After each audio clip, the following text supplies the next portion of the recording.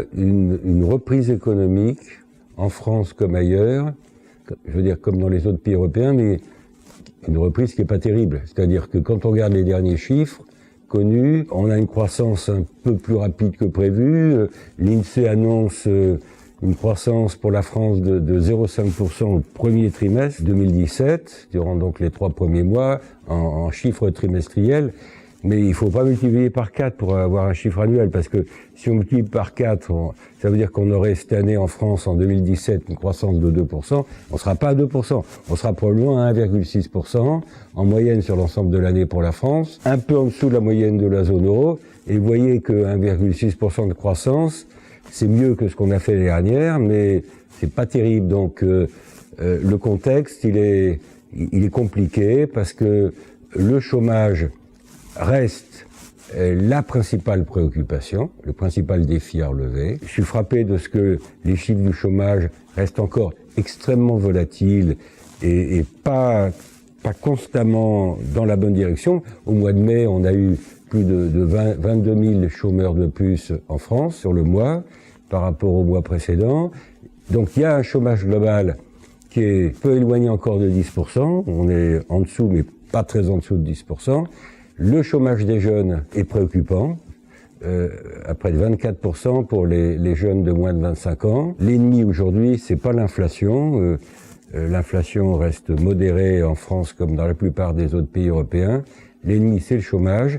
Et dans ce contexte-là, la nouvelle situation politique, Emmanuel Macron président, les élections à l'Assemblée nationale qui lui donnent une très forte majorité du côté de la République en marche, tout ça, ça crée au fond une fenêtre de tir pour faire des réformes qu'on appelle des réformes de structure, qui sont indispensables pour essayer d'accélérer la croissance, pour essayer vraiment de faire sérieusement baisser le chômage en général et le chômage des jeunes.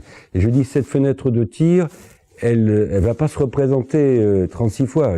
Il y a une opportunité d'avancer sur ce qu'on appelle les réformes structurelles. Dans une situation européenne où, au fond, la France est pas spécialement brillante par rapport à d'autres pays, évidemment par rapport à l'Allemagne. L'Allemagne a fait ses réformes de structure au début des années 2000. Nous, pour des raisons variées, à la fois sous la droite et sous la gauche, on a eu tendance à repousser. Et on doit faire ça dans un contexte budgétaire, financier qui est pas évident, parce que je regarde ce que vient de publier la Cour des comptes dans l'audit des finances publiques en France.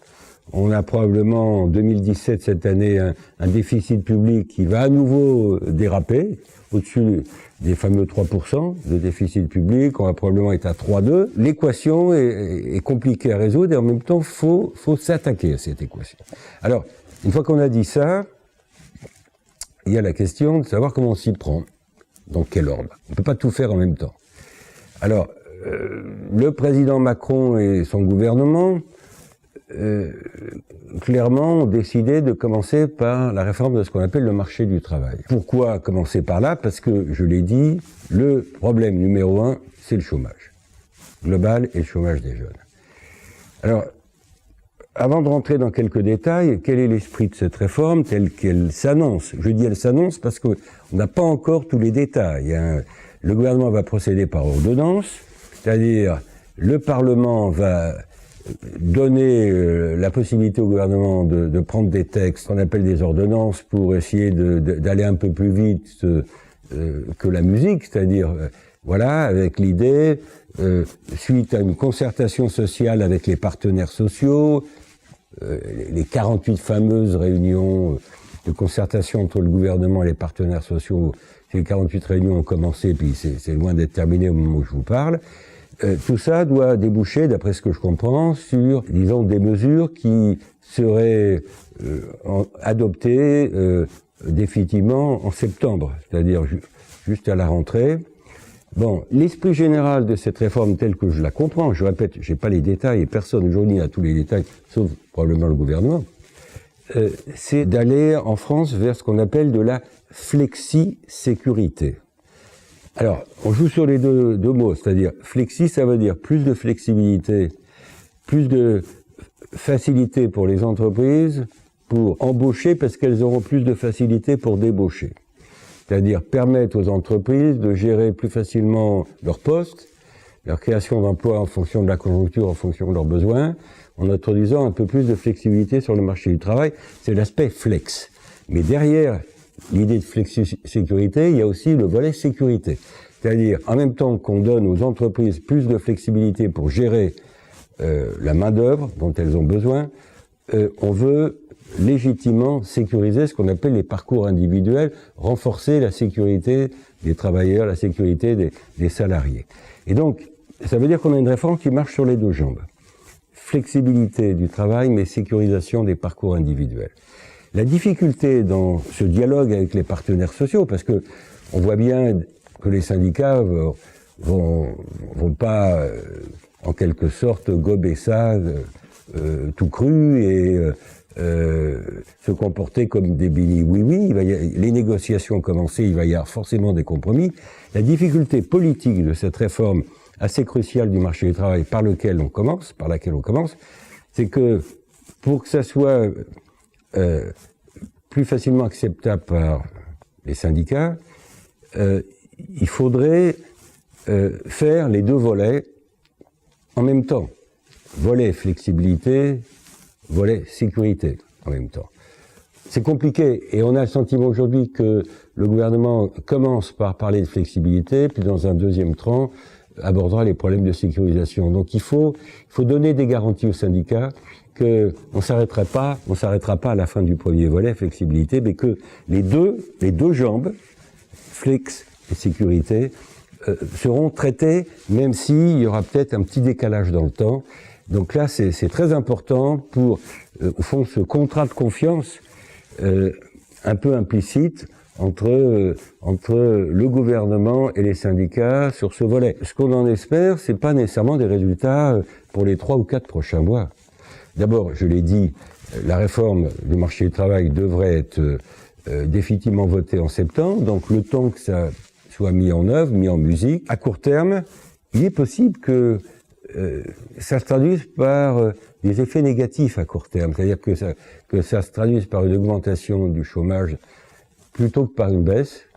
La baisse du chômage est l'objectif, mais dans un premier temps, vous avez toujours un phénomène, vous faites des réformes comme ça, vous avez à court terme ce qu'on appelle les coûts de la réforme. Et puis, dans un deuxième temps, vous avez les avantages de la réforme. Et on risque de constater ça à propos de la réforme du marché du travail en France. Dans un premier temps, d'abord peut-être le coût de la réforme, et puis, je sais pas, à partir de la fin 2017, courant 2018, les avantages, et on en attend une aide à la baisse du chômage. Ça, c'est le premier pilier des réformes de structure, mais il y en a d'autres qui vont arriver assez vite. Il y a la réforme fiscale, qu'il faut faire dans un contexte budgétaire, je l'ai évoqué, qui est compliqué, puisque on a une dette publique qui est pas loin de 100% du PIB en France, de ce qu'on appelle la richesse nationale. On est à 96-97%, donc pas loin de 100% du côté de la dette publique. Et puis des déficits publics qui risquent d'être toujours au-dessus de la fameuse limite européenne de 3%. Bon, donc ça veut dire que si on veut baisser les impôts, sans creuser le déficit budgétaire, il faut déjà réfléchir à la réduction des dépenses publiques. Pas uniquement pour le budget de l'État, c'est aussi pour les collectivités territoriales et pour la sécurité sociale. Là, on a une fusée à 3 étages. Réforme de l'État, réforme des collectivités territoriales et de leur financement, et puis réforme de la sécurité sociale avec tous les débats qui sont, à propos de la sécurité sociale, sur l'évolution des retraites, les dépenses d'assurance maladie, l'assurance chômage, etc. À court terme, le gouvernement va probablement baisser, réduire, voire supprimer certains impôts et puis augmenter d'autres impôts. Il va y avoir un jeu de, non pas de chaise musicale, mais de mécanisme de compensation, c'est-à-dire que dans son programme, Emmanuel Macron a promis de supprimer à terme la taxe d'habitation pour 80% des Français. pas pour les riches, mais pour 80% des Français. Il a proposé, de baisser le taux de l'impôt sur les sociétés pour le ramener à 25%. Il a proposé un certain nombre de mesures dans cet ordre-là, et pour éviter de creuser à court terme le déficit public qui est déjà élevé, tout ça doit s'accompagner d'une augmentation de la CSG, en particulier sur les retraites et sur les... Voilà. Tous les retraités vont pas être passés à la moulinette de l'augmentation de la CSG, mais une grande partie des retraités. Il y a un peu un jeu de mécano fiscal qui est complexe, qui devrait aussi être dans le débat de l'été et de la rentrée. Quand on prend un peu de recul, au-delà de ces mesures, certaines dans le sens de l'augmentation, d'autres dans le sens de la baisse des impôts, il y a quand même le débat sur le fait que on a un taux de prélèvement obligatoire en France qui est plus élevé, beaucoup plus élevé que la moyenne européenne. On est dans les champions de la fiscalité. Nous sommes dans les champions de la dépense publique.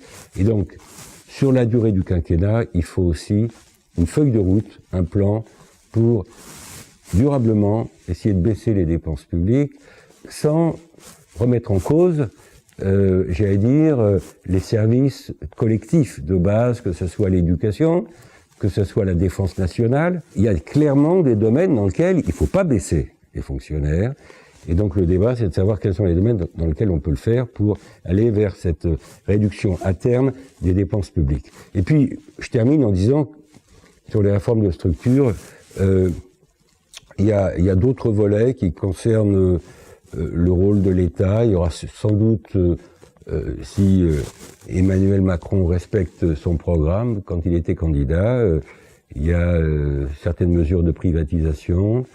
Il y a la réforme de la formation professionnelle, qui est un sujet central, justement parce que si vous voulez lutter contre le chômage, dans un contexte où il y a à la fois des entreprises qui se créent puis d'autres qui disparaissent, donc vous avez des salariés qui se retrouvent au chômage du jour au lendemain. Le problème, c'est qu'il faut qu'ils trouvent du boulot ailleurs, la mobilité géographique, la mobilité sectorielle, et donc le problème de la formation continue est central. Et là, il y a un consensus pour dire qu'en France, on dépense beaucoup d'argent pour la formation professionnelle. C'est à peu près 32 milliards d'euros par an pour un résultat qui est mince. Donc il y a toute une réforme pour améliorer l'efficacité d'un système de formation continue. Et puis je parle de formation, il y a la réforme de l'école.